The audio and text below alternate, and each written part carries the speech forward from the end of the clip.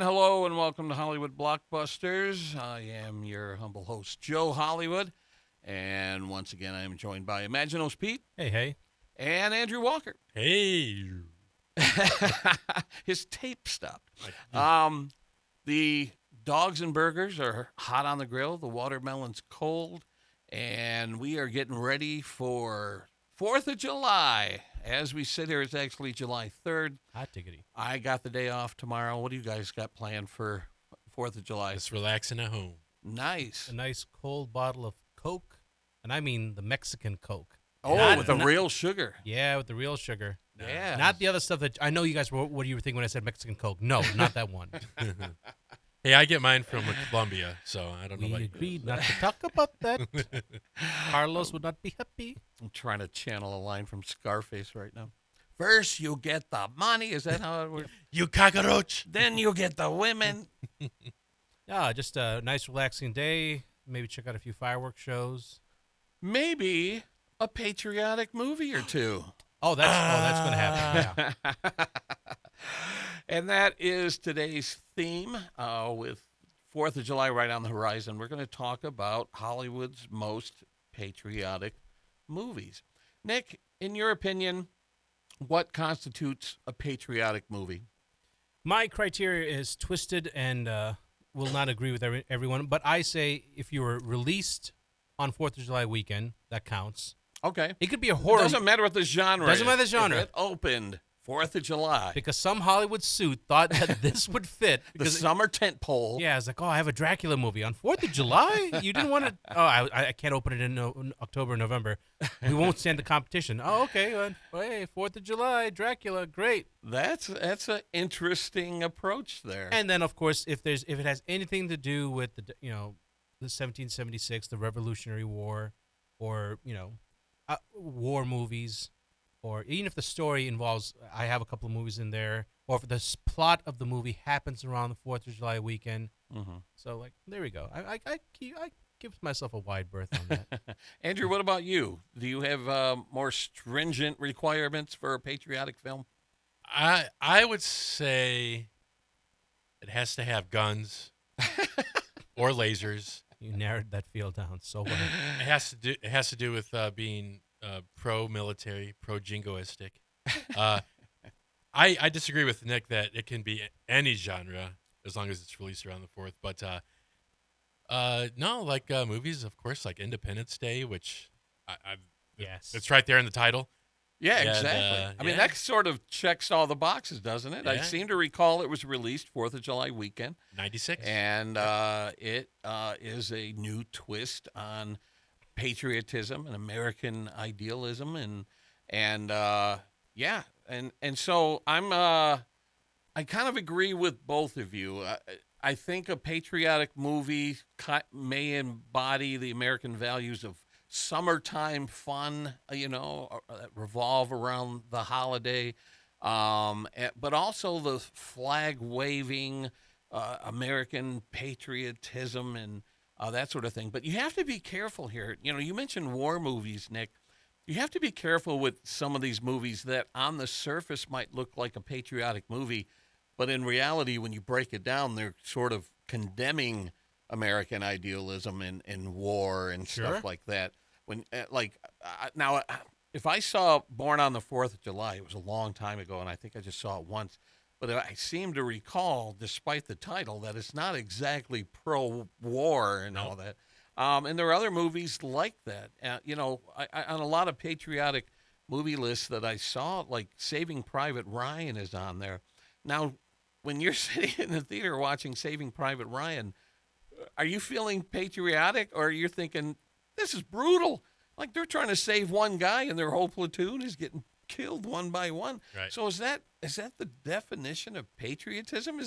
Is watching troops get slaughtered? I don't think it is. Yeah. I mean, if I just recently rewatched Born on the 4th of July over the last 2 nights because I was also going to talk about that.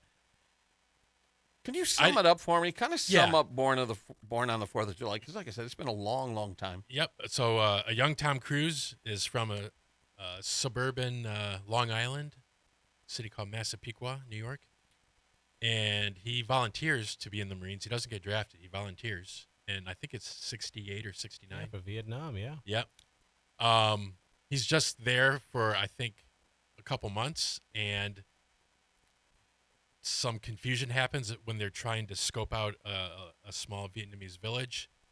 They accidentally slaughter a bunch of people in huts. He accidentally shoots one of his own guys as a guy is coming over a hill. He's kind of blinded by the sun, and he shoots one of the guys. Then later on in a different battle, he gets shot in the foot and then I think in the chest, and he's paralyzed. Yeah. He returns home to live with his parents, and he's just miserable, of course. And he's in a 4th of July, I think it's a 4th of July parade. It might be a Labor Day parade, but some sort of local parade in the town. And he witnesses some people, like, giving him the finger and spitting at him because of, his involvement in Vietnam. And he realizes over the course of the film, like the middle third of the film, oh shoot, what we were doing was wrong. What we were lied to on why we were sent over to Vietnam in the first place. Yeah. He realizes the truth of it. And then he starts to completely turn against the whole system, and he starts to speak out against it. He goes to the 1972 Republican National Convention where Nixon is speaking to speak out against it. Him and a couple other veterans. Gets beat up. Everyone there is saying, you're a commie. You're not patriotic. The guy who went to war, took a bullet, is not patriotic. Yeah. And then he's still racked by the guilt of shooting one of his squad mates. He takes a cab across down to Georgia to visit that guy's family and widow. And he straight up tells him, I think I shot your son. And right before he says that, the dad knew what he was going to say. He's like, son, you don't need to tell us what you're about to tell us. Yeah. He tells the family, and the widow says, I can't ever forgive you for what you did, which I'm sure was terrifying, horrible. It made him feel even worse. And then later on, he speaks at the 1976 Democrat National Convention where they eventually nominated Carter. And that crowd is more welcoming to him, and they don't spit on him or tell him he's a commie. Yeah. And that's pretty much where the movie ends. It ends right before he's going on stage to speak at that And it's convention. based on a true story, right? An Yeah, actual I person. think his name was Ron Kovacs. Yeah. Yeah, based on a book. So And maybe it's an extremely sad movie. yeah. But my definition of patriotism isn't you just support the government or the military for whatever they do. Yeah. Because obviously we know that it's not always, we're not always in the right with Vietnam, Iraq, things like that. Yeah. So maybe can be a form of patriotism, is Yeah. speaking out against wrongs and Genocide. and all that. Anything that's, absolutely. That's my belief. Yeah. It's almost, it's almost unbelievable. There are lots of Lake Orion veterans here in the area, and I see them at various events that I go to, and it's talking to them. It's so shocking to think that a lot of soldiers that went over to fight the Vietnam War came back and was spit on and cursed and yelled at and stuff. And these are guys who had no say in it. They were drafted. There was a draft at the time. Maybe he volunteered in the movie, but Sure. For people to have no say in the matter, get sent over to war, you're fighting for your life, and you come back and your fellow Americans are spitting on you and booing you. It's so shocking to me. And only now our Vietnam vets, people will approach him and shake their hand and say thank you for your service. But but it for wasn't a always long, like that. long Yeah. time, Yeah. it was pretty bad. Right. So, People that did that and treated the vets treated them very badly, like scum. They were working against probably maybe their bigger picture of ideal of what you did was wrong, but they shouldn't have done that. They should have done the opposite thing. They should have said, we thank you for your service. Yeah. I understand you were put in a bad situation, and most people know that this isn't right. We'll help. I'll help support you if you want to speak out against it. but I'm not going to denigrate you over it. Yeah. No, that's the wrong thing. That's the wrong way to go about it. Yeah. I find that a lot of the people that did not go to Vietnam because they had some exemption or something ended up going into politics and would use these veterans that came back as political tools for their promos or for as if they were pawns. Yep. And say, wait a minute, you used some medical exemption or draft dodging or fled to get out of the service. Now you're running for office. You're in office. And then you're going to turn around and then use these troops for whatever political edge. It's sickening. And you look at someone like John Wayne, who never fought in a battle himself, but was a Hollywood actor appearing in these war films, and he was looked at as a patriot and a hero, when in reality, he didn't do anything. He starred in, I guess what you might call American propaganda, but it's kind of interesting. And so speaking of which, let's lighten things up a little bit. So you touched on a movie a little while ago. In my opinion, when I started thinking about patriotic movies, this is one of the first movies that came to mind, and I think for a lot of people that's the case. And this movie contains one of the greatest speeches in the history of movies. So let's listen to this incredible speech. In less than an hour, aircraft from here will join others from around the world. And you will be launching the largest aerial battle in the history of mankind. Mankind, that word should have new meaning for all of us today. We can't be consumed by our petty differences anymore. We will be united in our common interest. Perhaps it's fate that today is the 4th of July, and you will once again be fighting for our freedom. Not from tyranny, oppression, or persecution, but from annihilation. We're fighting for our right to live, to exist. And should we win the day, the 4th of July will no longer be known as an American holiday, but as the day when the world declared in one voice, we will not go quietly into the night. We will not vanish without a fight. We're going to live on. We're going to survive. Today, we celebrate our Independence Day. I don't know about you guys. The hairs on my arm are standing up. I have goosebumps. And I was at Showcase Auburn Hills. You remember where you saw when I saw that, and I remember the audience. A lot of people in the audience were clapping and cheering, and I was obviously a teenager. I was like, oh wow, it's moving, but wow, you guys are really into this. That's impressive. That's still a bunch of aliens, though. Yeah, that's what's amazing about that particular moment is it's a silly sci-fi movie about an alien invasion, but it delivers that moment that makes you proud to be an American, and you could only hope that sometime in our future that the world can unite in a common cause and be one, as opposed to always infighting and fighting each other. And it's ironic that a silly sci-fi movie is the one that has to try to deliver that message. But it did its job, and it had a perfect score with it, with the horns and the drums, and it builds to that crescendo. Yeah, and it did the things we were talking about earlier. Like, what do I look at or consider patriotic? It's the idea of America.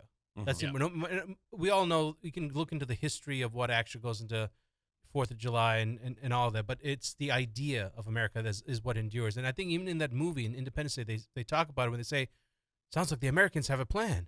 Well, it's about bloody time. Let's hear it. The Americans want to fight back. Everyone's huddled around, even the Russians, and you have the Israelis and the Palestinians staring each other down. In that movie, there's a scene where their fighter pilots are just looking at each other like this. Wait. Palestine has an air force in this alternate reality? Yeah, I mean, they had the Palestinian flag there. Was it Palestinian? I thought. Maybe it was. I wonder if maybe it been Iraqi. Or maybe Saudi. Maybe Saudi, but definitely it was definitely an Arab. flag. Yeah. It was, and then with the Israelis sitting right there, kind of looking at them, and they were like, "We got to get along. We got to fight." Yeah, I distinctly remember that part. Yeah, too. right. Yeah. I think I probably saw it at the Showcase Auburn too, because Great Lakes wasn't open yet. No, yeah, That opened like a year and a half later or so. Yeah, they were getting ready to build that thing, and I was like, well, until then, And I Showcase remember Auburn Hills. I begged my dad to take me to it, and he took me. I was 12, almost 13, and I'll never forget. He laughed out loud in the theater when Will Smith said, "Oh, you did not shoot that green shit at me." My dad, who I've never heard swear one single time in his life, laughed at the S word. A great cast, and Yes. as you said, every year in the 90s, in that decade, you look forward to what was going to be the big summer tentpole movie of that year. And for a while there, Will Smith was in a lot of them. Yeah. But Independence Day sort of encapsulated and set the standard for what a summer blockbuster should be. And, it's interesting, like before Jaws, the movie industry thought, well, no one wants to sit in a movie theater in the middle of summer. They're swimming, they're camping, they're doing things. Family vacation. And then people Nobody realized, swam after Jaws. right. But they realized that people wanted to get in and experience some air conditioning and have some popcorn and pop and sit there and be entertained. And when Jaws was released, that changed everything. And from there on out, all the movie studios competed to be that summer blockbuster. And it's a dual-edged sword. And what I love about it is that they would stress about it. You could read Entertainment Weekly and all these other Hollywood Reporter magazines that they had them. They would love 4th of July, and they'd say, okay, who gets to go on there? So when they said, we have movies coming up, the director's going, oh, God, this can't suck. They're putting me on 4th of July. Our movie's open on 4th of July. So you're going, oh, my God, this is a big movie. Yeah. We can't screw up. Yeah. And what's interesting is Hollywood started getting sneaky. So like as when I was younger, we waited for the big 4th of July release, and then all of a sudden Memorial Day became sort of the release for big films. And then I remember, I can't remember which Fast and Furious movie it was, but it came out in like mid-April or something and was a huge smash. And I'm like, well, apparently the summer box office movie season is starting in April. But we knew that was coming, though, Joe. I mean, we knew this was coming because you can't have that many titans. There was a time when you would look like it's like every weekend there's a super blockbuster, and they're saying, well, we got 1 week of revenue, and then we're going to have to share it. Yeah. And it's, I can't open. I have to open after this or before this to get my money in now.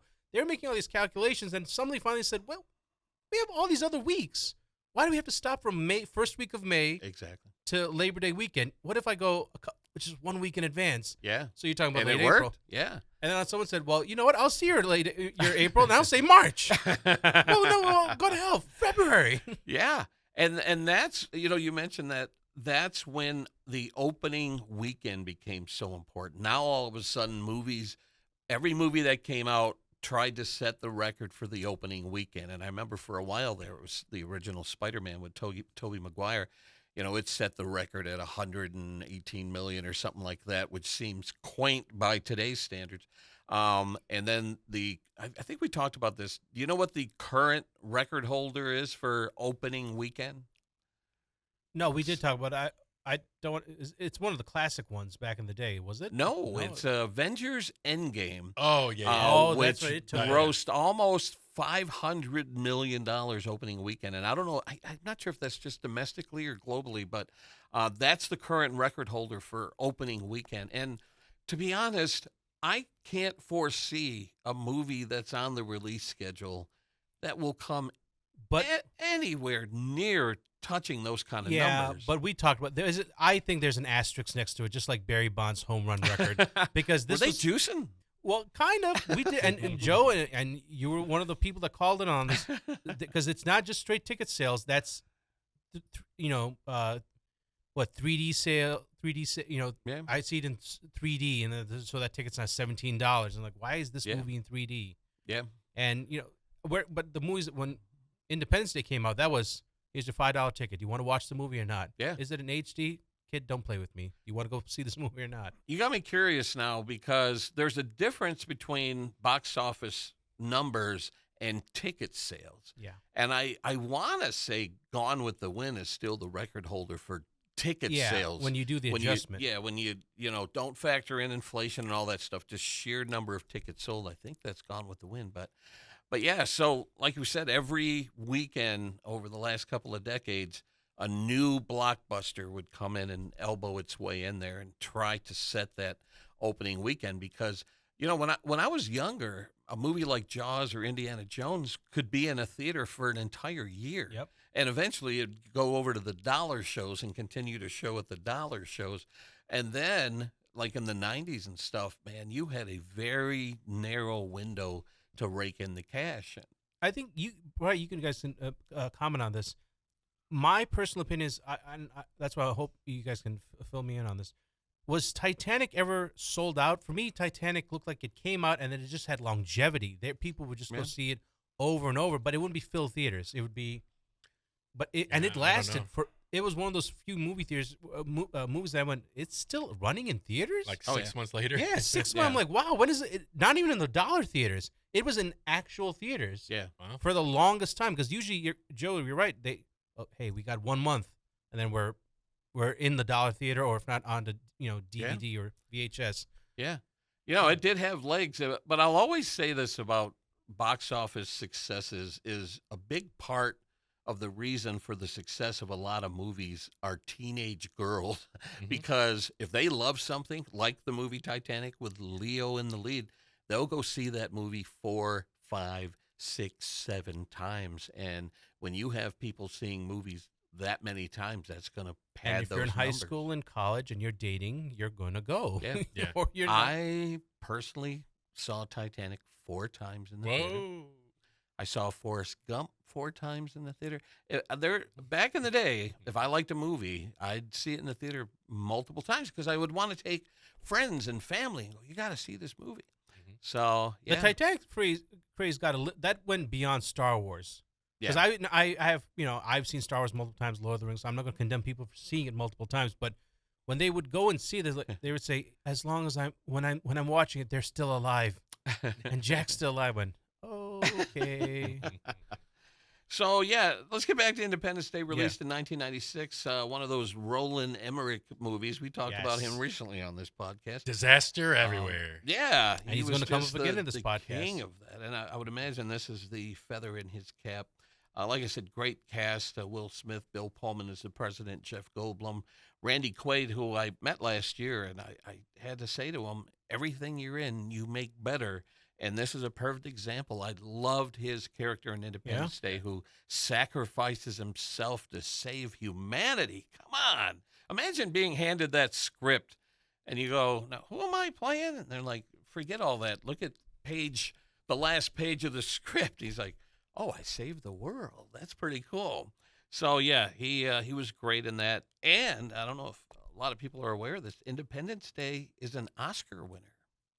It won the Oscar Special for effects. Best Visual Effects. Visual effects. Okay. And those effects They were good. were amazing. Yeah. Because And- they were a blend of practical and computer effects. Yeah, they would build models and Yeah. blow up models. And Yeah, I think they did that with the Empire State Building, Yep.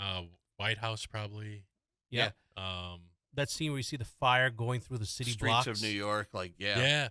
And probably some close-ups of like the big ship. I'm guessing there were some of the practical effects. Yeah. Yeah. And when the I, cars go flying and Yeah. when Vivica Fox is running. Oh, over yeah, the they're thing. tumbling and rolling. Yeah, I love, like on TikTok, they'll have reaction videos where people are seeing movies for the very first time. And I just coincidentally saw one the other day of a couple watching Independence Day for the first time. And so you see them on part of the screen, and then you see the movie on the other half of the screen. And as the ship is opening up, when the clock counts down to 0 and the ship opens up, and this couple is like, oh, what's going to happen? What's going to happen? They had no idea what to expect. And as the beam came down and destroyed the Empire State Building, I think that was the first building to go. Yeah. It brought back the memories of sitting in the theater and that gut punch of watching the building just explode into a million pieces. I was like, that's pretty amazing. And It was the LA building first. Was it LA first? Because they have the signs. She's yeah. up there Oh, yeah, dancing. yeah. It's like, it's so pretty. I'm like, oh, boy. Ugh. Yeah, but yeah, those effects were spectacular, just amazing. So, yeah, one of my 100 favorite movies of all time, and just like I said, the gold standard for summer tentpole blockbusters. So, And if I was to create a list of my favorite patriotic movies, I think Independence Day would be number one. Yeah, Now, one thing I wanted to absolutely. bring to the table here is obviously during World War II, Hollywood worked closely with Washington, D.C. to create what you might call propaganda to get people to buy bonds, to support their boys overseas, and to support the war effort. And Hollywood played a big role in that. And while the war was still raging, they were cranking out movies and trying to get support for that.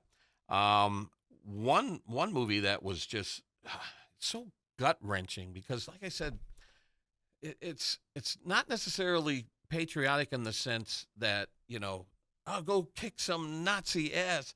Basically, it's patriotic in the sense of what happened to the guys that came home from World War II and the challenges they faced. And I'll never forget the first time I watched The Best Years of Our Lives, Oh, okay. 1946, directed by William Wyler, starring Myrna Loy. It was a little bit later in her career.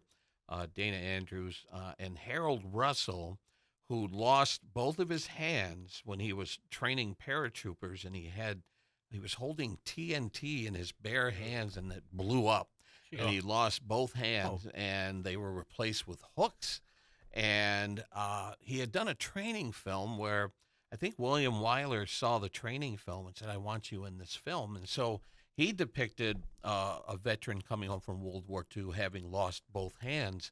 And not only did he win a Best Supporting Actor Oscar for the playing the character, but he also received an honorary Oscar for, quote, bringing hope and courage to his fellow veterans. And this kind of ties into what we were talking about, the returning veterans and how they're Yeah. treated. And, you know, I, I'm sure at the end of World War II, there was a lot of fanfare and celebration, but for veterans who were disfigured or, I'm sure they faced obstacles when they came home. And like I said, the same thing happened with Vietnam when they came home from Vietnam. But if you get a chance to watch The Best Years of Our Lives, it's one of the best movies I've ever seen. Sure. Not just patriotic movies. Now, another movie that came out years later is The Longest Day, which came out in Yes. 1962. And that has an amazing cast, a stellar cast of John Wayne, Richard Burton, Henry Fonda, Red Buttons, and Sean Connery Yeah. just before he starred in Dr. No to kick off the James Bond franchise. But My basically, dad showed me that movie the first time. That is a long movie. It's the longest hence day. the name, yeah. Wow. And basically, it tells the story of D-Day. And what's fascinating about it is not only does it talk about the Allies' perspective, but it talks about the Germans Yeah. too. And what's surprising for a movie that came out in that time period, 1962, the Germans speak German and they're subtitled. Normally, when a movie's made during that era, they're speaking like broken English as Germans, and you're like, really? But no, the Germans spoke German, and it shows the perspective from both sides. They went to Omaha Beach, where the war was raging just a decade before. As a matter of fact, they said as they were kind of prepping the beach for the scenes, they found a tank buried in the sand, which they dug out of the sand and repurposed for the movie, which I thought was an amazing story. And one actor, Joseph Lowe, actually stormed Omaha Beach on D-Day and then was in the scenes of storming Omaha Beach for the film, which had to have been surreal for him. Yeah, I can imagine. Yeah, and so The Longest Day has a lot in common with Saving Private Ryan, even though it focuses mostly on the invasion, where Saving Private Ryan starts off on the invasion and then shows the aftermath of the invasion. You could almost put those two movies together as like a prequel and a sequel. But yeah, The Longest Day, despite being a war movie, is kind of this feel-good, flag-waving, Americans coming to save the world sort of a thing. Even though I learned years later that the war was almost over by the time the Americans got involved. So it's kind of funny that we're like, yeah, we saved the world, when in reality Germany was on the retreat. And Russia The Soviets were were coming on the other largely yeah. because they killed them in the East. Or the East. Yeah. Yeah. Well, that's one thing I learned, and is that Russia was basically going to stay out of it until Hitler got really cocky and He betrayed decided to invade Russia or the Soviet Union, Terrible. or whatever it was at the time.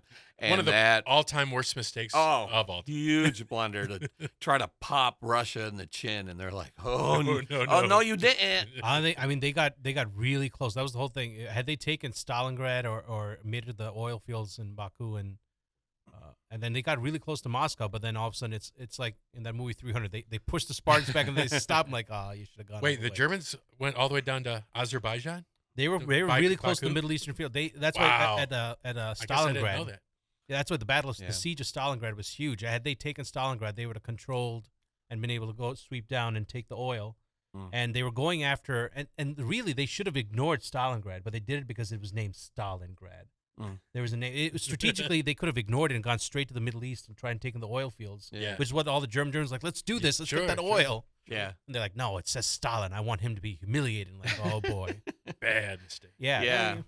So Russia kind of softened up the Germans when the Americans came in and helped clean things up. But the longest day is if we're talking war movies and patriotism, it's a great movie with great action scenes, great cast, and definitely on my watch list. It's in my DVD collection. So another. And this is a little different for a patriotic film because we've been talking about war and stuff like that, but there's a movie that came out in 1942. Again, the war was underway, so Hollywood had to kind of drum up patriotism. So they did a little movie called Yankee Doodle Dandy, and it was directed by Michael Curtiz, who is quickly climbing up my list of favorite directors of all time, even though there are stories of actors who did not like working with him, including Errol Flynn, who almost got into a fistfight with him. But Michael Curtiz, off the top of my head, directed Casablanca and The Adventures of Robin Hood with Errol Flynn, and the list goes on and on and on. He was a brilliant director, but difficult to get along with.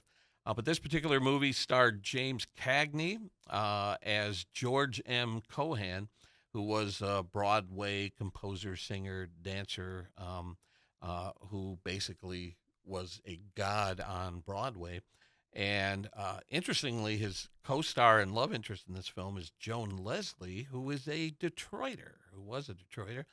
She was born in Detroit, and she actually appears on a couple of movies on my list here. So she must have been drawn toward like patriotic movies. So she plays his love interest. James Cagney won an Oscar for his portrayal of George M. Cohan. Now, the real George Cohan, from 1904 to 1920, he created over 50 musicals and plays on Broadway with his friend Sam Harris, wrote over 300 songs, including these patriotic songs. Over there, they used that. That was a big motivational song in World War I.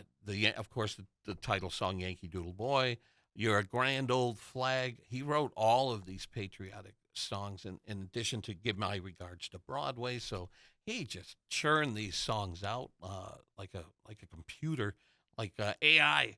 And now his birth certificate, this is referring to George M. Cohan, his birth certificate says that he was born on July 3rd, but his parents insist that he was born on the 4th of July. And if you listen to the lyrics of Yankee Doodle, he's da da da da da da da da, born on the 4th of July. So he is a little autobiographical in that particular song. Okay. Later on, he was awarded the Congressional Gold Medal by FDR in 1940 for his efforts to boost morale during World War I. And he died in 1942, but he was able to see this film before he died and praised it for his portrayal, even though some of his family members said it was a bit of a stretch. Yeah. But he was like, perfect, beautiful. But yeah, talk about, an inspirational, motivational movie to have the audience singing along to these patriotic tunes and there's no war going on in this film. It's just music and good old fashioned enthusiasm, and let's do the big show. I remember visiting Times Square a number of years ago, and there's a big statue of George M. Cohan on Broadway, right in the heart of New York. But yeah, have you guys seen Yankee Doodle Dandy? No, no? that's I've heard That of it, but shocks me. I That didn't know surprised anything me. about it. Yeah. Yeah. Well, the one criticism I have is James Cagney is not necessarily a singer. He doesn't have much of a range, but apparently that didn't matter because George M. Cohan believed that he wasn't much of a singer either, and he never really sang his own music. He always had other people sing his songs. But Cagney kind of spoke like through the songs. But there's a really iconic scene. If you were to go on YouTube, you can find this where they show him coming down a tall flight of stairs, and he starts walking normally, and then he starts doing this tap dance down the steps all the way down to the bottom. I read recently that it was improvised, but I'm like, I find that hard to believe. Like, it was so elaborate and it was so effortless on Cagney's part, but it's an iconic scene in a movie, and I find it hard to believe that something like that would be improvised, but I could be wrong. So he just danced down the stairs. Yeah, he just kind of skip-tapped down this long flight of stairs, and he looked like he was defying gravity as he came down the steps. Oh, okay. I was going to say, I wonder if because when you were talking about that, I just kept thinking of Joaquin Phoenix's Joker coming out and dancing down that flight of stairs. I wonder if There might be a connection there. tip of There the hat might, to yeah. It might have been an inspiration for that. But yeah, this is a perfect movie to watch over the 4th of July Hollywood. It's just a feel good, or the holiday. Yeah. It's just a feel good movie with great songs and great performances, and I definitely recommend it if you get a chance to see it.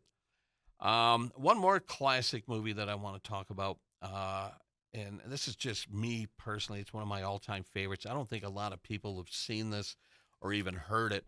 But again, during wartime, Hollywood was pushing out the propaganda, and there was kind of I guess you call it a canteen. The Hollywood Canteen was a place in L.A. that troops coming in for a little R&R during the war, if they were visiting L.A., they would line up outside this canteen and get free drinks and food. And if they were lucky enough to get in, there were celebrities like Joan Crawford and Betty Davis and everybody serving them and dancing with them. And imagine being a serviceman who's fighting overseas, gets a chance to hobnob with the most beautiful women of Hollywood. And So they're fighting in the Pacific Theater, Yeah. and they have some R&R, and they come back to the Hollywood Canteen. and mingle with the celebrities who financed the Hollywood Canteen and supported our boys overseas. So Is it still there, or did it get bought out? no, and it was repurposed to sort of a something else? temporary thing. I think after the war ended, I think Okay. it sort of went away. Now, the movie was a Warner Brothers film, and a lot of stars made cameos to show their support for the troops. Betty Davis is in it. John Garfield, a classic tough guy. The Andrews sisters do at least one or two musical numbers. Joan Crawford's in it. And I mentioned earlier, our Detroit-born Joan Leslie is in this movie. Now, what I love about the movie is you have to have a story in there somewhere. So the story is that this Army guy, Slim Green, and his buddy go to the Hollywood Canteen, and as they enter, they are crowned, or at least Slim is crowned the 1 millionth soldier to enter the Hollywood Canteen. His prize is a date with Joan Leslie, who is playing herself in the film, basically. So think about this. Imagine you're a soldier, you're fighting overseas, and you see this movie where one of your own guys gets a date with a movie star, and maybe that can happen to me. And it is such a great feel-good movie. I absolutely fell in love with it when I saw it. That they worked that little romance into the story, as well as just, getting people to wave flags and feel good and patriotic about the country. If you get a chance to see Hollywood Canteen, it's just great. And there's a lot of musical numbers and comedy. There's a lot of comedy legends in the movie, too, that do little bits and stuff. Jack Benny, I believe, is in it, does a little bit with his violin or whatever. So, great patriotic film and a nice little romantic story to move things along. And it's one of my all-time favorite classic films. So, all right, let's go around the room. Nick, we talked about Independence Day. What leads your list or is up there near the top of your favorite patriotic films? Okay, if you say favorite, then I'm going to start with Jaws. But if you're going to say stuff that I remember watching that I'll inevitably come back to despite its many problems, is The Patriot with Mel Gibson. All right. And it's obviously the name it says itself. It's talking about the Revolutionary War and trying to go for independence. And you watch the movie and it has the whole jingoistic effect, the damn redcoats and we're fighting for independence and it's for freedom and all that kind of stuff. Yeah, you do that, and then the problems that come with the movie. Spike Lee saw it and said, are you guys just whitewashing history? Like, we're just not going to talk about the elephant in the room kind of thing? And to his credit, Mel Gibson said, yeah, I felt that was a cop-out, but he didn't really have a big say in it. It was a Sony movie. It had it got nominated for Oscars for, like, best sound effect and all that. Nothing for, like, but it's a Roland Emmerich film. Another. Oh, yeah. Okay. We're going to have to put a poster of him up here somewhere. And produced by Dean Devlin. Wow. Okay. His part, so the duo again showed up, and I wouldn't have realized that it was a Sony movie, and Sony at the time had a review scandal. So there was a guy named David Manning who was like a fake reviewer, and he wrote a bunch of hyper positive reviews about this, and people found out. Newsweek did a whole report on it and found out that, hey, this guy doesn't exist. And the magazine that he was crediting to, which was based in Connecticut, said, we never heard of this guy. But it was meant to just gin up a bunch of positive reviews. And they probably quoted him on the poster. Yeah, and it got settled later. 2 years later, Sony ended up paying out $5 to any dissatisfied moviegoer who saw that movie in theater, along with a few others like Vertical Limit, Hollow Man, and there were a few others on there. They would give $5 back. They had to settle. Interesting. Now, I saw The Patriot, not in the theater. I think I saw it on cable after it was released on cable. And I remember enjoying the film, but then a little while later, I started going down a rabbit hole about Hollywood's most historically accurate versus inaccurate films. And apparently The Patriot ranks pretty highly in inaccuracies. The British were pissed. Yeah. There's one scene in particular, correct me if I'm wrong, I'm trying to remember this. There's a scene where the redcoats, the British, lock people into a church and burn it to the ground. That never happened. And in fact, that's I think that's irresponsible to even depict that in a film if it never happened. Like, all right, I know the British were the bad guys, but they weren't evil like that. And the scriptwriter wrote Saving Private Ryan. Oh, okay. For the same scriptwriter. So the thing about what they said was, you took an incident that did happen in World War II. The Nazis, the SS, burnt a small French town. About 643 people were killed. Oh, wow. The men were put into a barn, shot in their legs, poured gasoline on them, lit on fire. The women and children were put in a church, and it was set on fire. Anyone coming out the windows were machine gunned. So you took that event that the Nazis did, and you gave it to the British, your allies, in the Revolutionary War film. And so the British were like, what is this about? That's irresponsible. And that really bothered me. It really stuck with me when I found out that was a Hollywood fabrication. Especially when they're trying to portray the rest of the movie as being historically accurate. It's not like a Tarantino-esque, alternate view of history where the British might have done this. We're going to shoot Hitler in a theater kind of thing.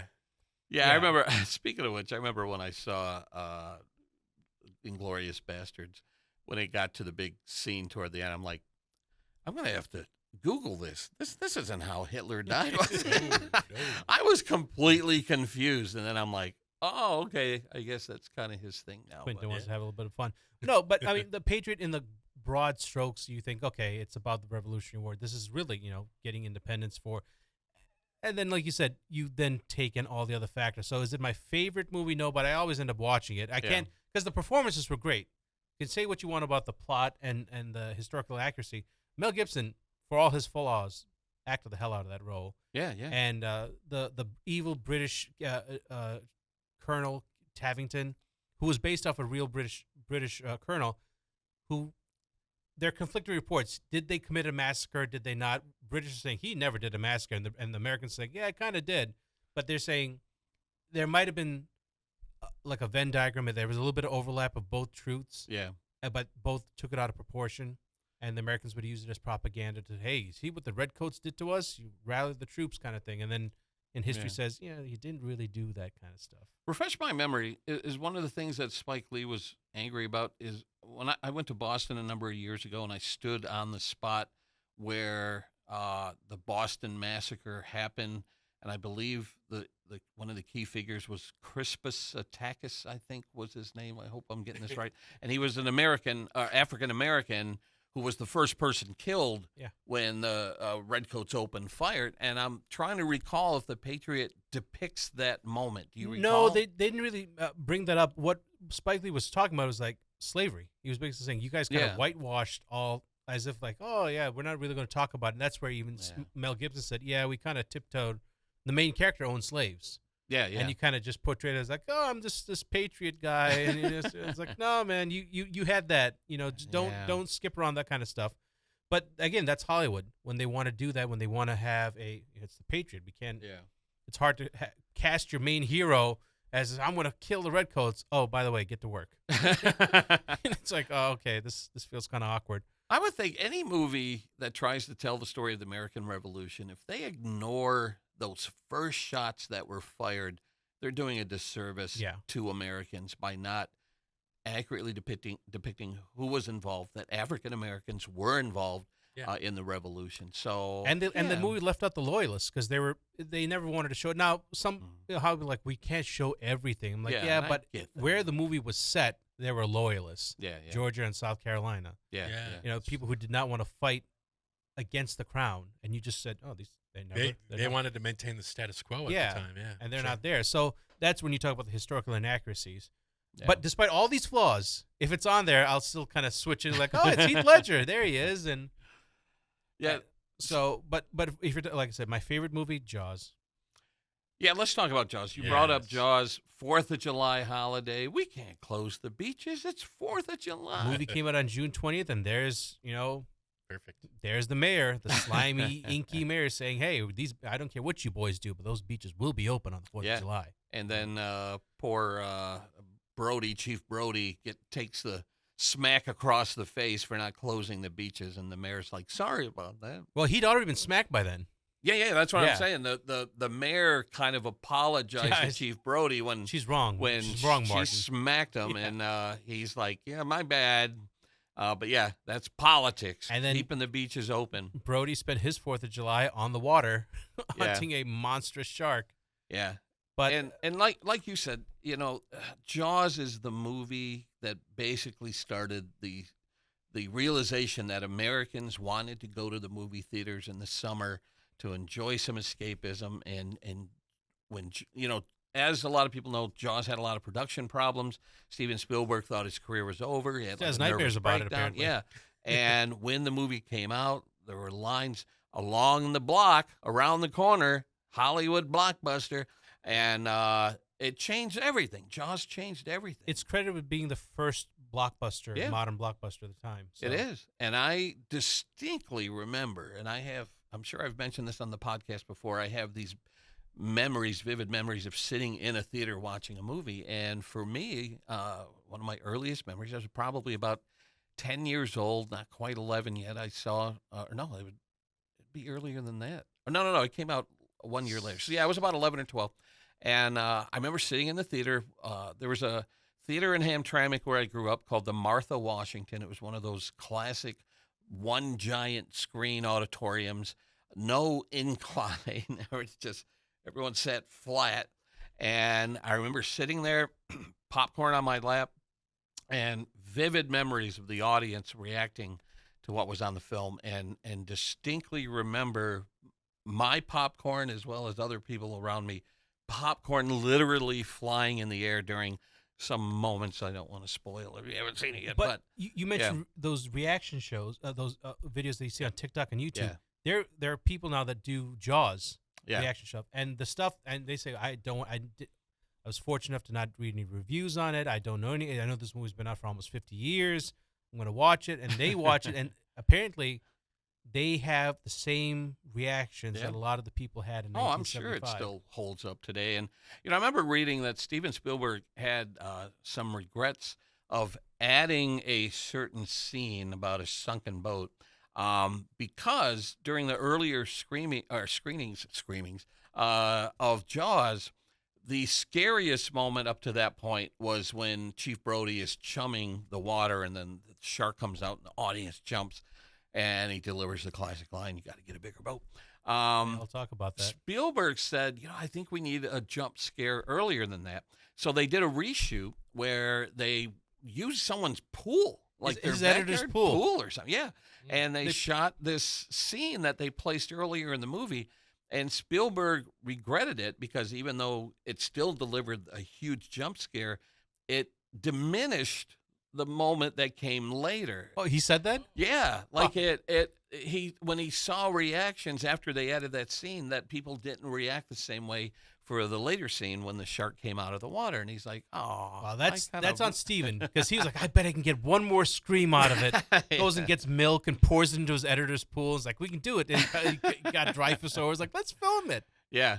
And speaking of speeches, if we ever do a podcast about the greatest monologues in movie history, is it Robert Shaw who played Quint? He delivers that monologue on that ship about the Indianapolis, which I think is one of the greatest monologues ever delivered in a film. And it was said at the right time, because right after that, it all goes to hell. Yeah, exactly. That's when the shark. Yeah, that starts ramming the boat and stuff.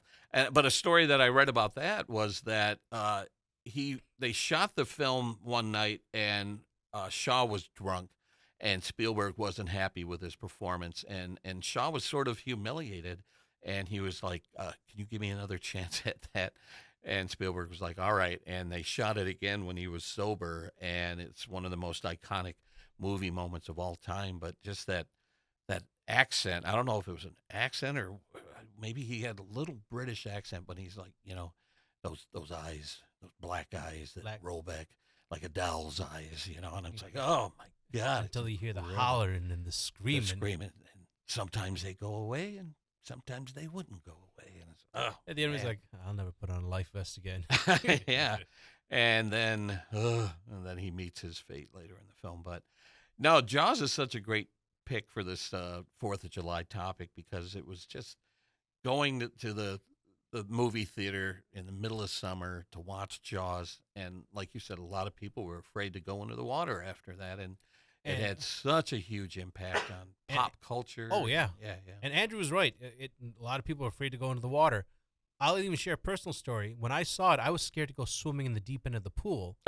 And my dad, to his credit, and my brother played a cool trick. He threw me into the deep end of the pool. So I'm sitting there going, I can't make it. My dad's like, I thought my father's like, hey, I'm going to come and save my son. This is going to be I wasn't going to drown, but, Yeah. Hey, so he's coming out to swim. And so my dad comes out to get me, and then he swam under the water, and he put his hands, almost like he's praying, but he put it up. Oh, yeah, and I just see that. I said, Dad, you were playing with fire because all that I had to do was, soil the pool. And the hotel would have been because it was at a hotel too, so the hotel would have been really mad. Yeah. Sorry, people, can't use the pool. Some kid kind of had an accident in it.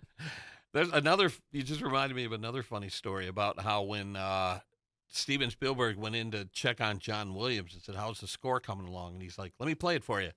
And he hits 2 keys, dum, dum, dum, dum. And Spielberg was like, all right, let me hear the real score. And he's like, no, that is the score. And he's like, what the hell are you talking about?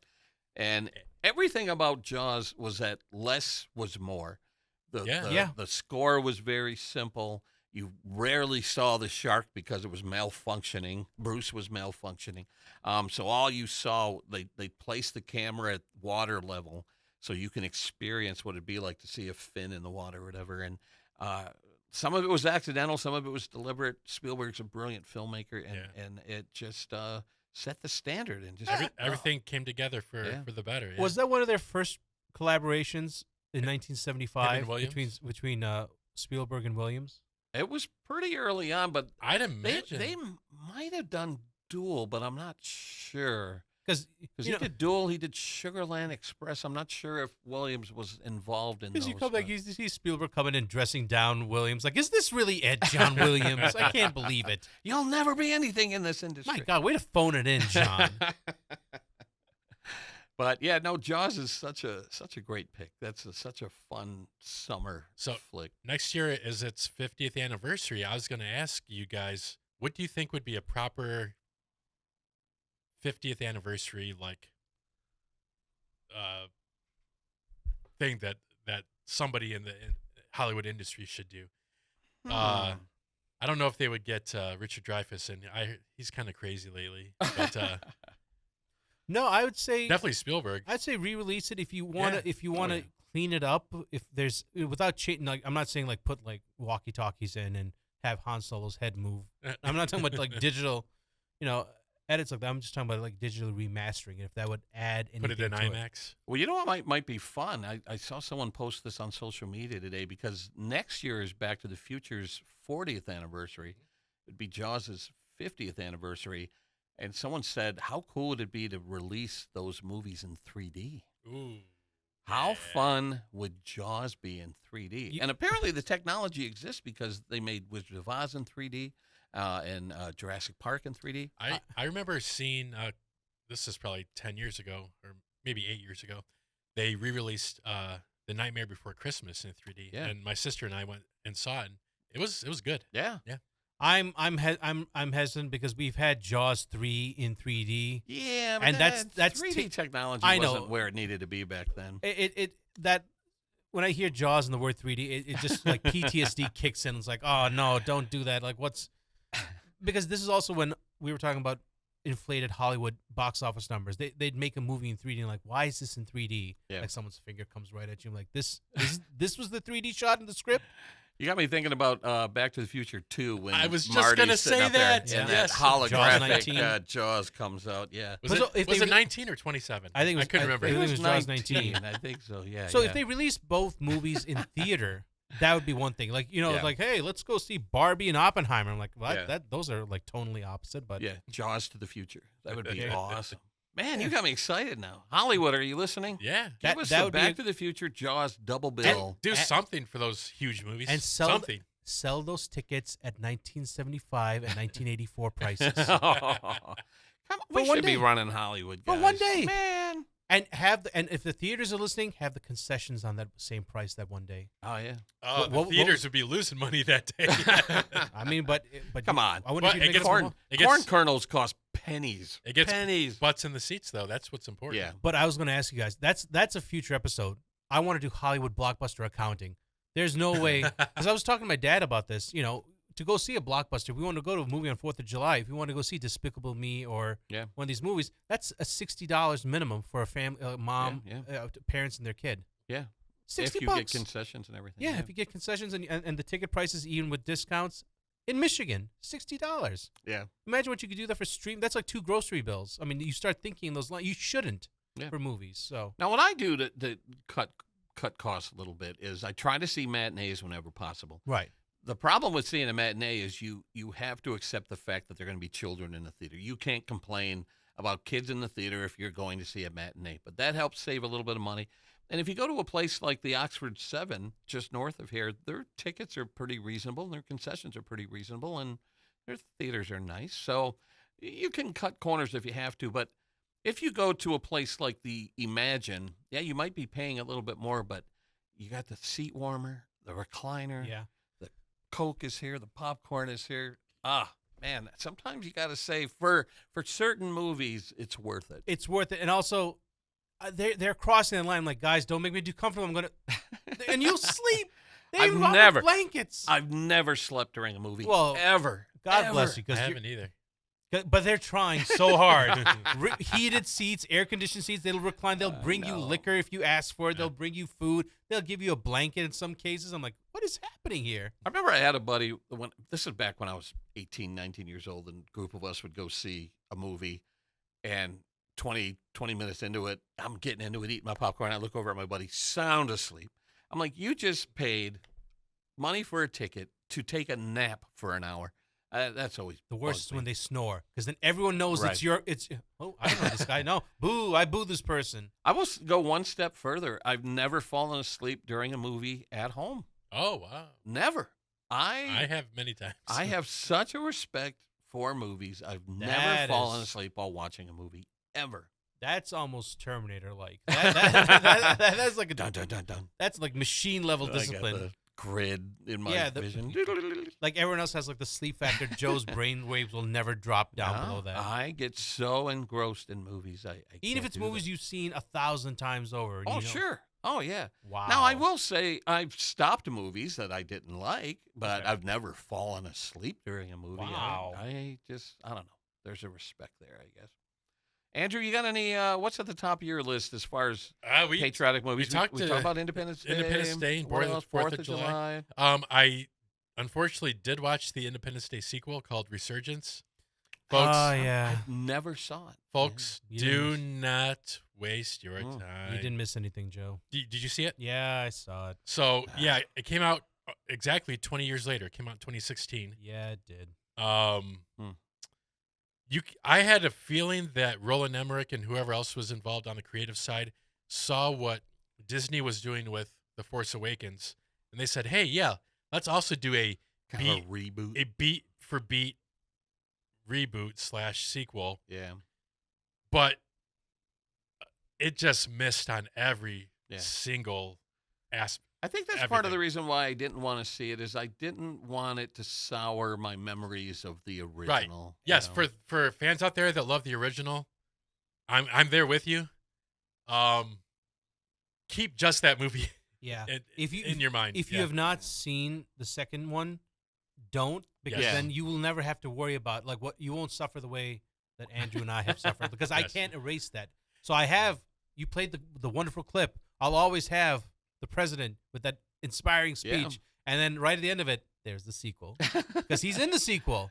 Yeah. Yeah, and he's kind of like mentally disturbed. And Uh, what do they attribute it to? His Because he PTSD got, from the well, no, because he interacted with the Oh, alien. Oh, that's That's right. right. He Yeah. kind of did a mind meld. yeah, and there's scenes in the movie where he's like All right. Enough. yeah. Let's move on. So, I mean, at the time, of course, this was just a few years after it with Jeff Goldblum starting his renaissance. And, at that time, Jeff Goldblum started popping up everywhere, and they're Yeah, like, like Will Smith, man. we he gotta was take in advantage of this. everything. But Will Smith was not in this because he was also Oh, wasting see, his time with an equally stupid movie, Suicide Squad. yeah. So, But that's another thing, and I don't want to talk too much about this movie, but that was another thing is to explain Will Smith's absence, they basically said his character was killed. he right? died in a And so- in a training We accident. don't need that. When Yeah. you I do don't- that kind of, it's just, but this is also touching on a nerve, because today the latest Beverly Hills Cop movie came out Oh yeah. on 4th of July. They're Yeah. releasing right now, so I was watching the first 10 minutes with my dad. I'm going to watch the rest of it later, but it's falling into I'm getting a very I'm going to watch it, and I'm going to be as open minded as I can. But Yeah. there's a sadness that it's starting to creep into me, because it's like watching Indiana Jones Yeah. and Harrison Ford. I don't want Aging, yeah, I yeah. don't want to see that, because I have Axel Foley. Yeah. Well, my biggest fear about Beverly Hills Cop is I was disappointed by Coming to America, the number 2. Yeah. I went in Yeah. thinking, oh, that'd be great to see these characters again, and then I didn't see that. Yeah, So and the I'm movie reversing it. revolved around Akeem's son, who was nowhere near as charismatic as Eddie Murphy was in the '80s, and so to ask him to carry this movie that Eddie Murphy made famous was a big mistake. And they're going a similar route now, because I That's didn't what see I'm the afraid. second one Yeah. with the Coming to America, but you're talking about a character that has a child that could Yeah. be in trouble. It's his daughter in this one. I read a little I bit don't want to about hear it. too much about it Yeah, because yeah. I haven't seen it, and I would like to see it, but yeah. The Independence Day sequel. It's rocking a hot 29% on Rotten Tomatoes. Ooh. So Yee. that'll tell you everything there. Mm. But this is the thing that's this is how they're killing blockbusters, and I'm Yes. wondering why Yep. these movies that we're talking about on 4th of July, you just kind of have to have this, fond nostalgia feel to it. Yeah. Jaws, Yeah. Longest Day, Independence Day, the original Independence Day, Yeah. and Back to the Future. Yeah, right. Yeah, let's hope they never go back to the future. Yeah. I'm going to throw out some titles here. Some of these we've talked about before the podcast, but just want to get your reaction on some of these. One of my favorite patriotic movies. I remember seeing this in the theater and came out a flag waving patriot. And if they were asking people to volunteer to go overseas and fight the Red Skull, I would have signed up. I'm talking about Captain America, the First Avenger, 2011, directed by one of my favorite directors, Joe Johnston.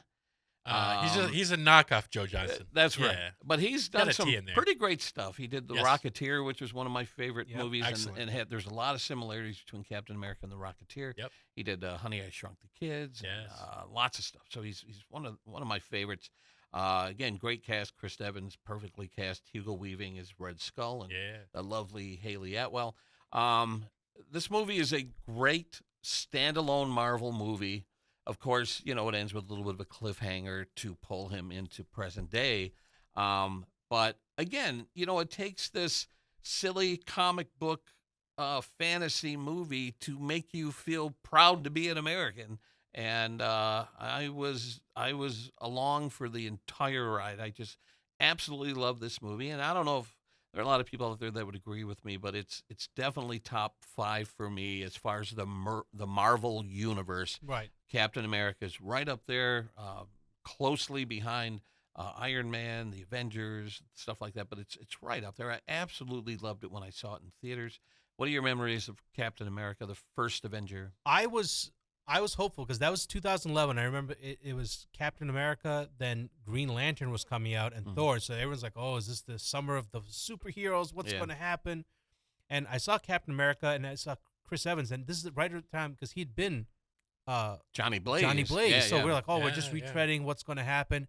He knocked it out of the park, and this is the first time I saw that scrawny Steve Rogers with his head, and I went, "Oh, that doesn't look as gimmicky as I thought it was going to look. That looked kind of convincing." If we were ever to do a podcast dedicated toward major milestones in CGI and effects, that scrawny Steve Rogers was an achievement. It was really remarkable that for a good chunk of the movie, they pulled it off, and it was believable. And I almost wish I didn't see the behind the scenes of how they did it, because when I was sitting in the theater, I'm like, how'd they do this? I was like, it was very convincing. I could see him losing the weight. How'd they shrink him? Yeah. I was like, I could see. I saw the machinist. I saw Christian Bale become like a scrawn, like almost like 200, like 2 pounds. But how'd you shrink? Yeah. It was Chris? very well done. And I love the moment when he steps out of the sarcophagus or whatever, and Haley Atwell touches his chest, and she couldn't help it. And they're like, it was involuntary. We're just gonna leave that in. We're gonna leave that in the movie. It's fine. That was awesome. I liked I don't know what type of effect it was on it made 1940s New York look. Yeah. It. I don't know if they kind of made it grainy, the film kind of grainy, or a little bit of sepia tone to it. Yeah. But I love the look of the movie. I thought it was great. Yeah, that's a great point. The cinematography wise, whatever filter or whatever they did, it had that feel. You're watching I could believe that's 1940s. New York. And I really liked once he had his little squad of GIs. I think there was a French guy in there. Yeah. And when they went in to rescue I thought that was just really cool. It was a good almost like Dirty Dozen. Seven Samurai. There was there's also a little bit of Marvel whitewashing in that, because they color troops and they never served together. They were like, we're not. But the Germans I guess we'll make you POWs together, but I don't know about any joint units. We have a super soldier. I'll green light that, but I'm not going to allow this to happen until President Truman. And one of the things that makes this movie so great, and this is an element that makes most of the Marvel universe so great, is the humor. Tommy Lee Jones, he was so great in that when, he throws the dummy grenade out there and Steve Rogers falls on it, and he's like, I still think he's too scrawny or something like that. His dry delivery is perfect. You stick a needle through that kid's going to go right through him. He's making me cry. It was just all the classic Marvel elements were in there to make it a great, great movie. And I'm not kissing you. It's hard. It's hard to believe that came out 13 years ago. Wow. And that movie could have ended with the kids showing the garbage can with the Yeah. Captain America symbol on it, because that showed that what he meant to Yeah. the movement, and then they would have gone to the credits with that really a wonderful score. I was truly impressed with it. They had the little song and dance number when he's trying to raise war bonds. Yeah. And then he draws himself like, is that how you see yourself, as a dancing monkey? He's like, well, And that was a. I'm glad you brought that up. One of the things I like most about this movie was I thought one of the best Marvel origin stories. Yeah. I loved the hat, the helmet with the A on it, and how he got his shield and all this stuff. I thought it was a great origin story. And I don't want to brag, but I have a complete set of Steve Rogers Captain America trading cards. Oh. You remember the ones in the? They actually the made movie? them. Yeah, in yeah. Avengers, I where they have it was exactly like they were in the movie. I have them framed, hanging on my wall. So they actually Cool. printed cards out there's for the movie at the time, or was that just the a prop. the card set came out after. Was it Avengers? Which one did the guy get that Loki killed? Or at least we thought he got killed, but what's the character's Endgame name? by Thanos? No. In Avengers, there was the Shield agent Was who it- collected Oh, the right, trading right. cards. Oh yeah, Agent Coulson. Coulson, yeah. Yeah. So that's when the cards were introduced to Right. the Marvel universe, and so after that is when they released them. So And 2012. what's gotcha. cool about it is I have a pristine set, but I also have a bloodstained set that looks like we're taken out of Coulson's pocket or locker. that's or I whatever wouldn't. you I wanna wouldn't call it, expect anything less of you, Joe. Yeah, that's Joe just So adding to his list why some nerds and geeks going to break into Joe's place. I'm a proud nerd. All right, I'm going to throw out another movie here. I hope you guys have both seen this. Again, this isn't necessarily a flag-waving movie, but it does show you how sometimes with American politics, you got to make concessions, you got to make compromises. And I am talking about Lincoln, 2012. Yeah. Directed by Steven Spielberg with an Oscar-winning performance by Daniel Day-Lewis as Lincoln. I remember sitting in the theater watching this thinking, this guy's going to win a freaking Oscar for Yeah. this. He was uncanny. He was amazing as Lincoln. And the Do you ever thing, get irritated with them? You're like, okay, Daniel, I get it. You've Yeah. how many Oscars do you want? I get it. You're He talented. only does a movie once every 6 or 7 as years, a baker's but he dozen. always wins. Yeah. Yeah. What was fascinating about the movie is Lincoln wasn't, necessarily portrayed as this superhero who, rallied the slaves to freedom or whatever. He was a chess player, and knowing that the southern states wanted slavery and the northern states wanted to abolish it, and they were basically threatening to divide the country into two nations, one pro-slavery and one anti-slavery, that he had to play this chess game. And when he had an opportunity to end the war and save lives, he didn't until he got what he wanted as He got the far amendment as ratified. the abolition of slavery. And I guess that's something I wasn't taught in school. Like, you got Lincoln on your money, and he's on our penny and all that stuff. But the movie really taught me about, him having to make concessions and make sacrifices. Here's a not so tinfoil hat thing, and though it could be considered that. That's because all our public school textbooks are taking their cues from the Texas Public School Board. Yeah. And Texas, as we know, was one of the Confederate states that didn't. The last one. last state So if there's to anything- acknowledge So that they're like, slavery was let's read about the Civil War. Yeah, I'm going to cross this part about Lincoln, that rad punk. And okay, here you Yeah. go. We put this like, really? You took out like 14 pages about Lincoln? Yeah. That's fine. Just do this. We approve it. Now send it Yeah. across the country. Yeah, there's a recent story about I think it was some Florida textbooks that got edited. I think it might have been about Rosa Parks or something. And by the time they were done with it, it was like Rosa Parks was a woman who was arrested for sitting on a bus. Oh yeah. Anything. And you turn the page like, what? Yeah. Anything So- with like the civil rights movement or anything in Florida, they pretend they're Yeah. they're completely wiping it clean. That's Yeah. like that old. It's sad. That's like that old Germany joke. What happened? What's this blank space between 1939 and like 1945? Nothing happened. We don't talk about Yeah. that. So yeah, Lincoln, I guess you could say it's a feel-good movie because it has a happy ending. But I think, when you think Steven Spielberg, that's not necessarily a movie that immediately comes up in conversation, but it should. It's an important movie. It's a great movie. You say happy ending. Steven always does that. He shows like 2 minutes too long. Right at when they got the amendment ratified, they should have stopped it there. But they had to show those last 2 minutes where he's like, all right, now I'm going to the play. I'm like, don't go to the play. Don't go to the play. Why are you showing that? We know what happened. Come on, Steven. I was feeling great. And all of a sudden you say, all right, I'm not going to take the gloves now. All right, Mr. President, you have yourself a good day now. Yeah. All right, I'm going to go. It's like the sweet old man going to go see a play after doing all this. And I'm like, Steven, why? Yeah. Well, Here comes the part of this. It's like 2 extra minutes, Steven. Just edit out 2 extra minutes. End on that high bar. We all know what happened, Steven. Yeah. Dang it. And that's what's so shocking. Again, when you read about the actual history that took place when Booth did what he did, he thought he was going to be praised as a hero, and instead he's reading the papers going, "Why are they villainizing me?" And he didn't get it, and died a horrible death. But yeah, this is a guy who took out Abraham Lincoln and thought that he was going to have statues erected in his honor. It's pretty crazy. All right, I'm going to throw out another movie, and this is, again, doing research, putting this podcast together, I came across some titles that were on some lists where it would not have popped into my head, and then when I saw it on a list, I'm like, that makes an awful lot of sense.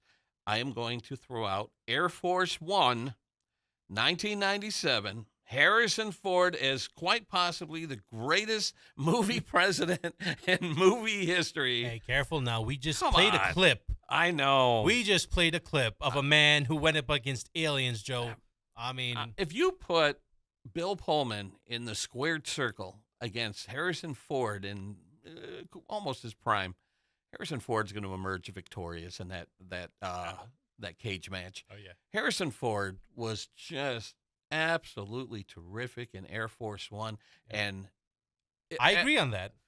I want a president who can do that in real life, not these feeble old guys. It's like, come on, give me Harrison Ford. You don't want experience, Joe? I want a good-looking guy who can kick terror's ass, man. Come on. Great cast again. And there's some forward thinking about this. 1997, this movie was released. Who was vice president in this movie?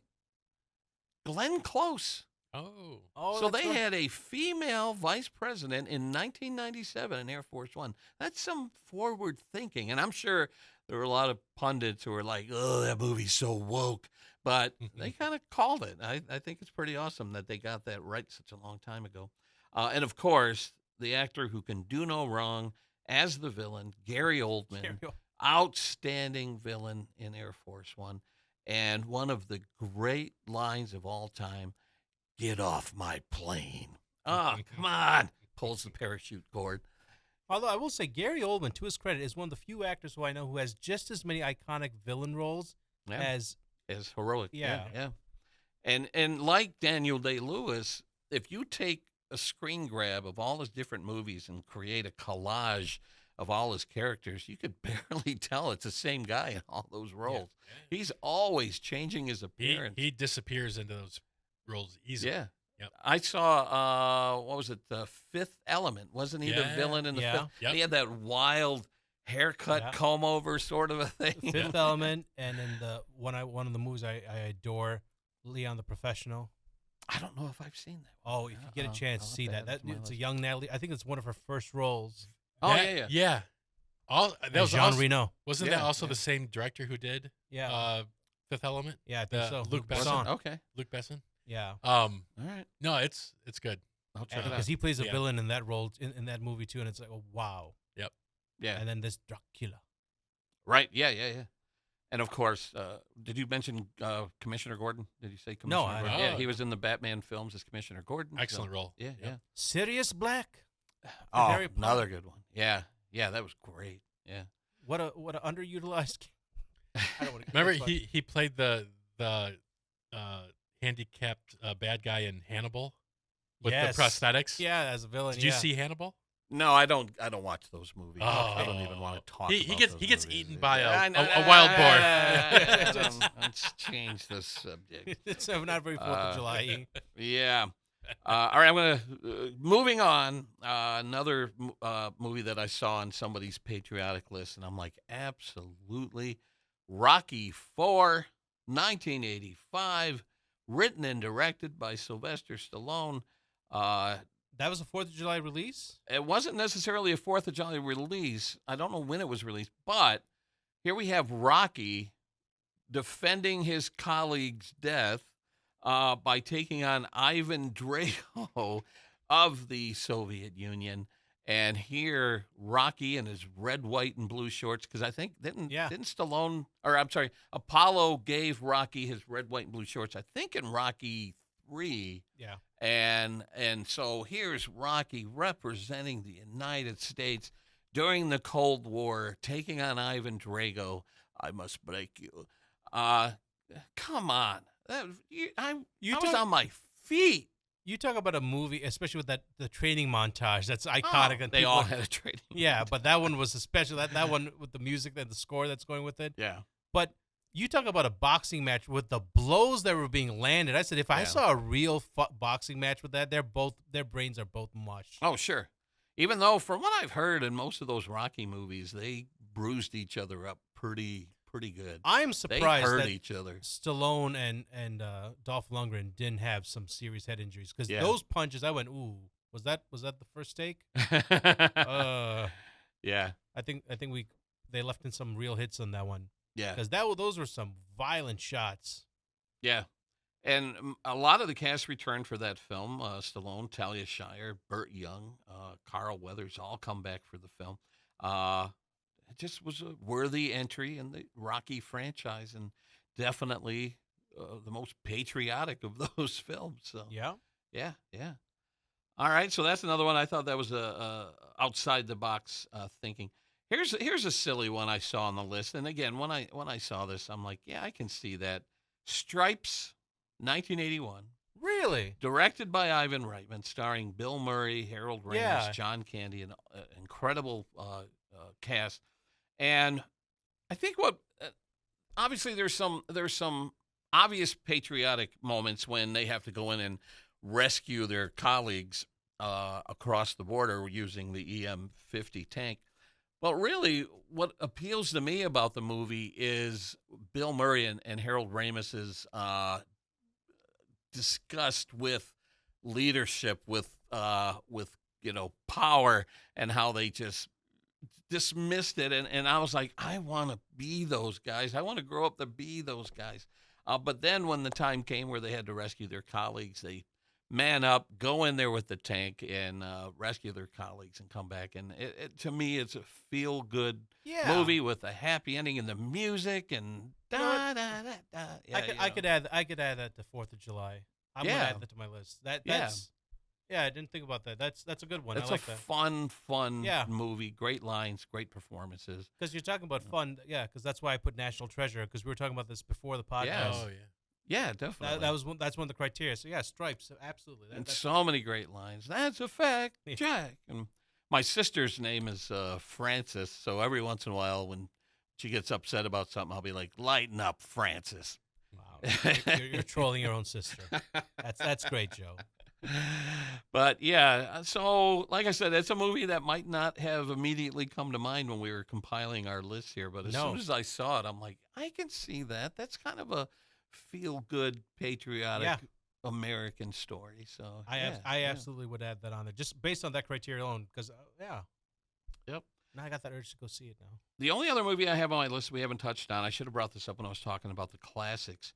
And again, this isn't normally what would come to mind when you're thinking patriotic films, but it kind of has this message about American politics, and that is Mr. Smith Goes to Washington. Yes.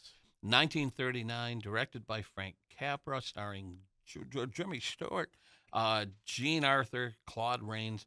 And I remember when I saw it for the first time, I was blown away. I had no idea what it was about. I'm like, that's Jimmy Stewart. It's going to be kind of a silly, feel-good comedy. And here's this guy. He gets picked to represent his community in D.C., and his mission is to fund a Boy Scout camp, even though they weren't allowed to use the phrase Boy Scout, so I think they called it Boy Rangers.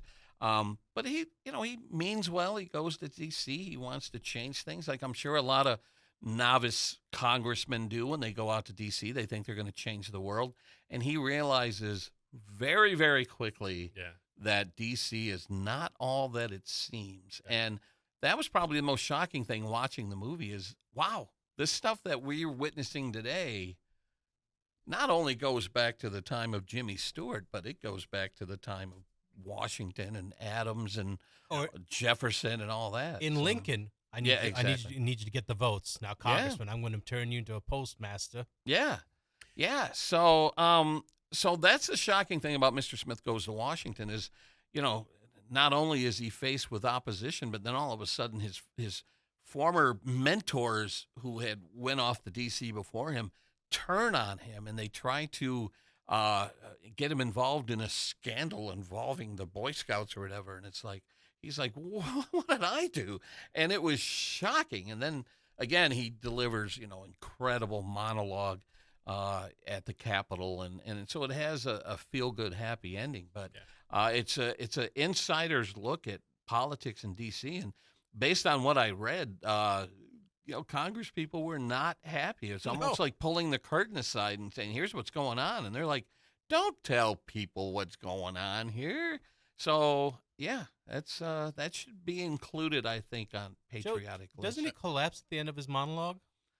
I think so, because he was, and this is a thing about politics I don't understand. It's the filibuster. Yeah. And I don't understand why the filibuster exists, but basically, a congressman is allowed to talk as long as he can possibly talk.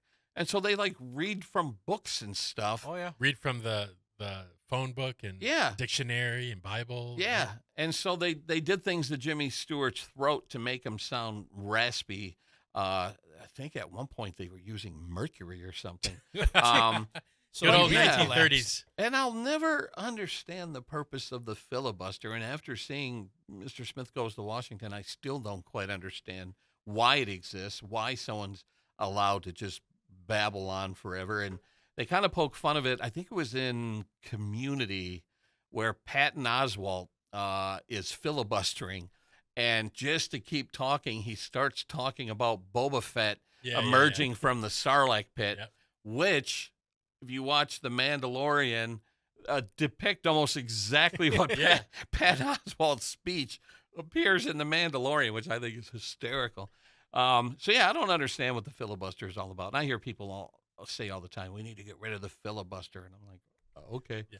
But so if you want an inside look at politics and realize that the more things change, the more things stay the same, check out Mr. Smith Goes to Washington. At one of my many political science classes at OU, that was an assignment, was to watch that movie. And my professor was saying, most of what you see in Hollywood is 90% of a stretch. This movie is pretty accurate. Yeah. And the other movie, he said, was, of course, a big stretch, but we also had to watch Dr. Strangelove in that same class. That's a great one. And those are the first time I've watched both those movies, and I'm like, this is the best class I've ever had. Who thought this poli-sci could be fun? Yeah. But no, definitely. Excellent. That would be a great double feature. Mr. Smith and, Dr. Strangelove. Yeah. Before we wrap up, you touched on what was it? The Declaration of Independence movie? National Treasure. National Treasure. Why don't you talk about that real quick? Because I rewatched it recently, and I'm like, this is a great popcorn flick. Yeah. As unbelievable as it is a lot of fun. And that was the biggest knock on it. People were like, this premise is absurd. Like, it's an adventure movie. It's an adventure heist movie. Yeah. You want it to be historically accurate? I mean, there's a map on the back of the Declaration of Independence. They're characters in the movie that act on that absurdity. Yeah. Diane Kruger's character's like, what? Get out of here. But when you think about it, imagine a writer looking at a dollar bill or whatever and seeing the pyramid with the eyeball on it and all these weird little symbols. And imagine a writer going, what if this had some hidden meaning, was a riddle that you had to solve? I thought it was brilliant. I thought it was a lot of fun. And to a certain degree, it started a conversation because initially when after the war, Washington did not want to be venerated as a king, but they were putting statues in the Capitol with him sitting like Zeus. Yeah. Anyway, you guys are off your rocker. Like, you apparently heard nothing what I just said. You guys are all off your gourd.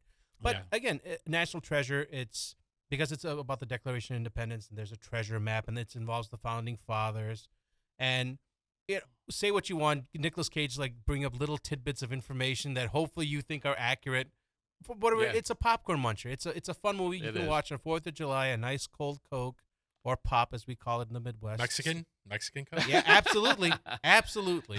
Can't have it any other way. No, and you can taste the difference. I'm looking in the camera. You can taste the difference. There's a difference in taste whether you're drinking from a glass bottle, a plastic bottle, a tin can, all different things. And the Mexican Coke is.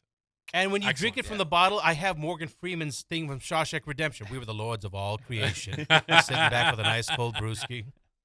I will say this about, why do I keep forgetting it? National Treasure? National Treasure. I want to call it like the Declaration of Independence.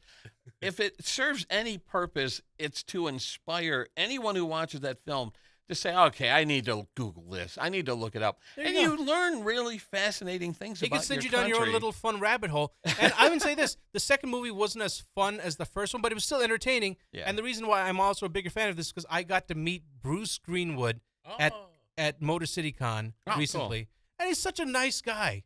An absolute genuine nice guy. Like, Mark and I just walked up and we just shook hands, and he chatted with us for a few minutes. That's awesome. Really nice guy. Cool. Yeah. You know, speaking, since we're name dropping here, someone I'm hoping to meet next month that we referred to earlier is a guy named Richard Dreyfuss. Ooh. Who is appearing at the Chicago Fan Expo alongside a large number of celebrities I'm really looking forward to meet. Now, like you said, Richard Dreyfuss may have gone off the rails. He's gotten himself in trouble for some comments that he's made recently. But I have some things at home, like the license plate that in Jaws they pull out of the shark. How cool would that look with Richard Dreyfuss's signature and maybe a little quote that says, "Keep swimming," which is, I think, the very last line of the movie. Yeah. Joe, you should watch his interview with Bill Maher. Richard Dreyfuss? It's pretty funny. So he was definitely... And Joe will be changing his noted address. So for all those people who are just every time you hear something like, I gotta see what's in this guy's. Joe has $40,000 worth of vintage goods in his house. Don't give my Joe address out. has a national type treasure. There's a map in there.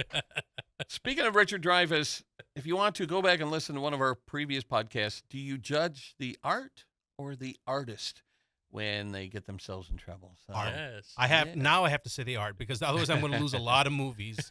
He was in some great ones. Yes. My only dilemma. Let me ask you this before we wrap up: if you were to bring one thing to have Richard Dreyfuss sign, do you go with Jaws or do you go with Close Encounters? Ooh. American Graffiti? Do you have anything? Graffiti. Well, he kind of tooled around with the gang. I think it was the Pharaohs or something like that. So he really didn't drive his own car in that film. So I don't know if I would have him sign anything from American Graffiti, but he was the star of Close Encounters. He was part of an ensemble in Jaws. So I don't know. I'll probably bring a couple different pieces. I can't get enough of his character, Hooper. Yeah. Considering how they wrote him in the book, in the novel, and what how he was cast, and you go, what? Yeah. This is amazing. Hooper. All right, on that note, unless you guys got anything to add. No, I'm great. Everybody have a happy 4th of July. Thank you for listening. Yeah. Be safe out there. Don't go in the water. And we'll see you next time. Drink your Mexican Cokes. Yes. This podcast brought to you by Mexican Coke. Forget the hard times. Come to the movies and try to laugh your troubles away.